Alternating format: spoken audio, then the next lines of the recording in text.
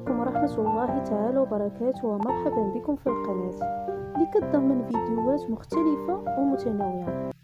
كما كتعرفوا هاد الايام الفيروس منتشر ونزلات البرد كثيرة. جبت لكم وصفة خطيرة وفعالة عن تجربة، خصوصا اللي عنده السعال الحاد والجاف، وصالحة للكبار والصغار.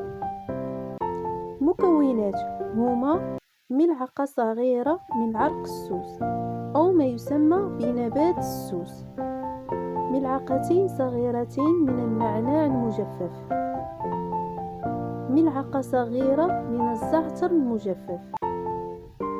طريقة التحضير: أول حاجة كنغليو الماء في إناء، من بعد كنضيفوا ليه الأعشاب اللي ذكرناهم قبل، العرق السوس والنعناع والزعتر، ونخليهم 10 دقائق.